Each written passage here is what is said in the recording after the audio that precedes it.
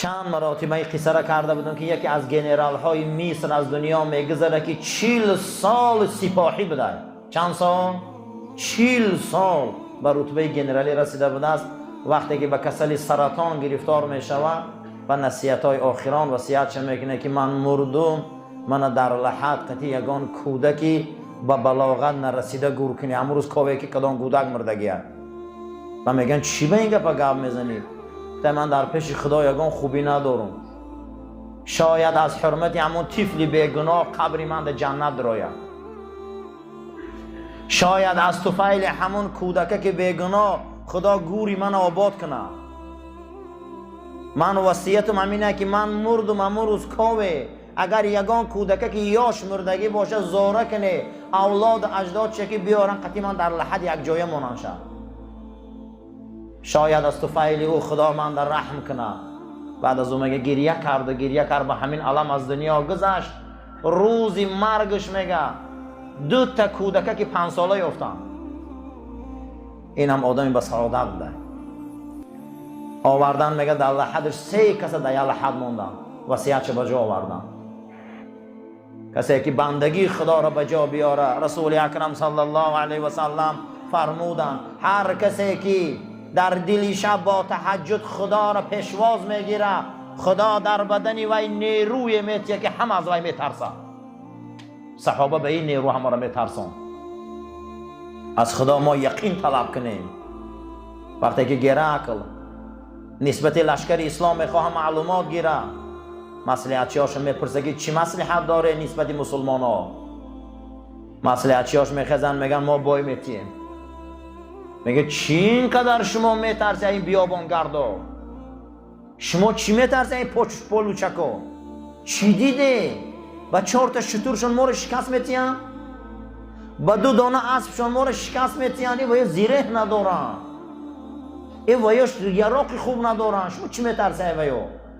میگه نه گو ویا یک چی دارن. گو چی ایو؟ گو همین قهک شمشیر در دستشون ایو؟ یا لباس سفیدی از سالا در سرشون های. همین خیل میدوان در پیشانه هاشون مردن نوشته گیر. و یا از مردن نمی ترسن. ما نمیدونیم و یا عجینه باشن جین باشن. ما ندیدیم که ای مردن ترسن. برای که ایمانی به خدا یقینا نزدیک میکنن.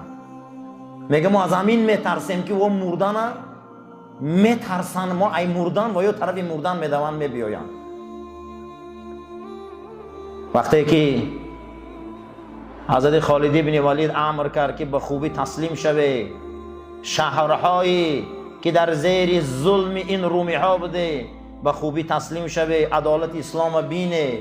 دیدن که اونها مگه جنایت زیاد کردن مسلمان شدگی ها را قتل کردن در شهرهای مدائن. حضرت نامه نوشت خالد بن ولید که قسم به خدا میگم کتانا بیای به خوبی توبه کنه به خوبی انابت کنه به سوی الله بیای توبه کنه. الله توباتنا قبول میکنه. نباشه لشکری را رایی میکنم که چه خیلی که شما معیشت دنیا را دوست میداره این لشکری من مردن نغز میبینم. اینو ای مردن نمیترسن. برای چی؟ برای آنکه آدم از خدا یقین طلب کنه. یقینی ما را مستحکم کن. یقینای ما را مستحکم کن که ما حق بینیم که در وقت مرگمون رسول اکرم بینیم. در وقت مرگمون او صحابه بزرگ بینیم. در وقت مرگمون چگونه که ای زن فرعون با این قدر ظلم و استبداد از پیش چشمش پرده دنیا را برداشتی او جنت دید تمام عذاب فراموش کرد. وقتی او با چشم سر جنت دید آسیه گو پروردگارا نجینی من نجات از این فرعون ظلم او و برای من در جنت کشکایته قصرایته. خدا میگه جنت میگه نشان داد آسیه ده عذاب زندان فرعون فراموش شد. انا این حیات یقین میگم. این حیات میگن که صحابه در وقت مردن آسمان نگاه میکنه میخنده مثل بلال مثل ابوذر غفاری مثل معاذ بن جبل آسمان نگاه میکنن میخندن. میگن الان چی میخنده؟ میگن رسول اکرم اومده است. میگن رسول الله اومده است. دروازه های آسمان هوی شد. اکنون میخواهیم که ما را تنها مونه. ما را تنها مونه. این شبهای هست که پروردگار مرگ ما رو خیلی مرگ گردان، مرگ ما رو همین گونه مرگ گردان که با یک تبسم به سوی او حبیب از دنیا گذریم. این یقین میگن، ایرا یقین میگن که سوره الحاکم التکاثر عین الیقین ثم لتسألن یومئذ، یا روزه میشوه از این نعمت ها میپرسن. این مامای خشوعه، در پیش او سرخم کنیم، در پیش او در سجده باشیم، در پیش او در ریاضت باشیم، در پیش او در توبه باشیم، در استغفار باشیم. سفیان ابن عیینه دنیا میگذره، حضرت در خواب میبینن، میگن حضرت در جنت مقامی کی بلنده؟ میگن مقام هر کسی که استغفر الله زیاد گوه. این مامای استغفاره. پروردگار با صابونه که نام او استغفر الله های بدنای ما رو شو تازه که، قلبای ما رو شو تازه که.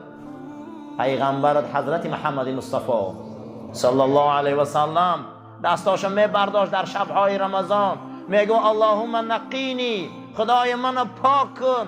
چگونه با آمدن باران سنگا رو پاک میکنی؟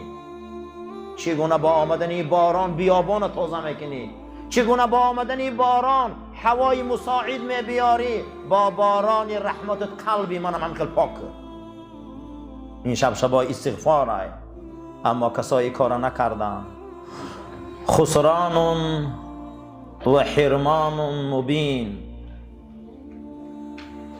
ابن عبدالبر در کتابش آورده است که زیانها و محرومیتهای آشکار، یعنی که آدم زیان میدیده و از یک چند چیز محروم بوده، عقیف مانده های از رحمت خدا، شما اینا را آشکار شناسه کیا هم؟ این من اعظم الخسران و اکبر الحرمان، بزرگترین زیان و بزرگترین انسانهای دور از رحمت خدا. ان یدرک المرء هذه الشهر المبارک، هر یک مرد و زنی مسلمان که این ماه مبارک دریافتند. نام این در کتاب تورات و زبور و انجیل شهر المغفره آمدگی بوده، ماهی پاک کردن گناه ها. کسی این ماه دریافت، هر مرد زن، فلا تغفر له فیه ذنوبه، لیکن یگان مراتب از خفای گناهاش نشد که خدایا گناهای من بخش. یگان بار نشش گناهاش فکر کنه. ولا تحوط عنه خطایاه، خطاگیاش تازه نکرد. لکثرت اسرافه، زیرا که با وقت نداره، زیرا این که با این وقت نداره. 11 ماه کار کرد، با این آدم با وقت نداره، با این وقت نداره. و عدم توبته، یک بار کلمه توبه را در زبانش نیاورد. و ترکه فی هذه الاوقات العطرتی، ترک کرد این وقتهایی را که از تمام دوخی های دنیا خوشبو بود. والایام الفاضلتی، روزهای با فضیلت بود. الاقبال علی الله بالانابه، باید پیش خدا می آمد که من انابت کردم. انابت چی را میگن؟ ما در قرآن چند نمود قلب داریم. یک قلب هسته، قرآن میگه فی قلوبهم مرضون. منافقا را میگه روحشان کسله. منافقا کسل روحی بدیان. وقتی که جمعیت میبینن، صف مسلمان را میبینن، این کلان شوی این نماز جمعه را میبینن، اینا دیگر نمیدونن، استفاده نمیتونن. یا یک آدم میبینن ارزانی علم شو و نعمت استفاده نمیتونه، نوکی چلیکش ختم سای غضب شه که چوی اینا پیش رفتیان. قرآن میگه و موتو بغیظکم، امری به فعل بدتون. میگه خدا امری به فعل بدتونه، شما چی استفاده نمیتونه؟ ای علم شانه میگه انامیله انگشتاشونو میگزن که چوی اینا پیش رفتیان. ماده همسایه داری هم خیلی منافق هستن، استفاده نمیتونن. خداوند در قرآن میگه موتو، خدا میگه مری، میگه این مری به فعل بدتونه. همین آیت خدا نسبت منافقان مره میگه و نسبت یهودی ها خدا میگه قاتلهم الله، ای خدا بکشه شما را. این نخو پیغمبر زهرته، خدا بکشه شما را، نخو شما پیغمبراتون غمته، خدا بکشه شما را، نخو عالماتون غمته. چقدر امروز در بین ما عالما را غم میتیم. چی ما نکشتیم؟ حضرت عمر کی کشت؟ حضرت عثمان کی کشت؟ حضرت علی کرم الله وجهه کی کشت؟ حضرت حسن کی کشت؟ حضرت حسین در کربلا کی کشت؟ کی کشتی یارم؟ همش مسلمان کشت. قاتلهم الله، خدا میگه خدا کشه شما رو به فلاتون. امروز چقدر با علمای ما رو میکشن و نابود میکنن. برای همین ما در قرآن قلبی منیب داریم. ما در قرآن چی گفته؟ قلبی منیب داریم. منیب چی بده؟ اکنون لذتی شراب دید، لذتی زنا را دید، لذتی دزدی را دید، گرایی را دید، نشه را دید، همه نمود جنایت را دید آمد که دروغ هیچ فایده نداشته. میگه خدایا شرمندم باز میگردم. ایره قلبی چی میگفتیم؟ منیب. پروردگار من فهمیدم که همش دروغه. این دروغه. من نو فهمیدم که راه سعادت راه حضرت محمد بده صلی الله علیه و سلم. من نو فهمیدم که راه حق راه ابوبکر و عمر بده. من نو فهمیدم که جوان مردی راه رسول اکرم بده. من نو فهمیدم که حق راه اسلام بده. من بازگشت میکنم. میگه این ماهی هست که شما انابت کنه، بازگرده و رجوع به سوی رحمت خدا بیایه. خضوع، سراتان در زمین مانه، با سبحان ربی الاعلا رحمتی او را فیراد کنه. و الخشوع، لرزه در این آیه های قرآن. وقتی که سوره غیر المغضوب علیهم که میخواندن، حضرت ابوبکر نعره زده گریه میکرد، خدایا ما را اهل غضب نگردان. بعد از او رسول اکرم پرسیدن که اهل غضب کیه که ما هر نماز هر رکعت این آیت میخونیم غیر المغضوب علیهم، خدایا ما را اهل غضب نگردان. حضرت پرسیدن که اهل غضب کیست؟ گو عالمای به عمل. کیا بدین اهل غضب؟ عالمای به عمل، عالمای چاپلوس، عالمایی که حقیقت پنهان میکنن، عالمایی که مردم راست نمیکنن. اینها رو میگفتی ان غیر المغضوب، خدای ما رو مثل اینا در غضبت نگیر. دویم آقی پدر و مادرها، ابن عباس گفت غیر المغضوب علیهم ده کی میدون آمده؟ خدای ما رو اهل غضب نکن. هر کسی که پدر و مادرش ایوای راضی نیست وای اهل غضبه. در عهد رسول اکرم القمر همتون میدونید کلمه شهادت گفتن نتونست.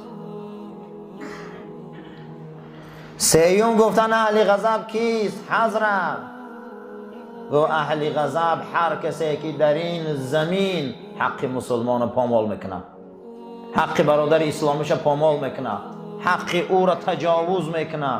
بعد از او همه تا علما آوردین که کسی که 70 تا گناه کبیره شامله، از این کاراش توبه نمیکنه، از این کاراش بازگشت نمیکنه، ایره میگفتین اهل غضب.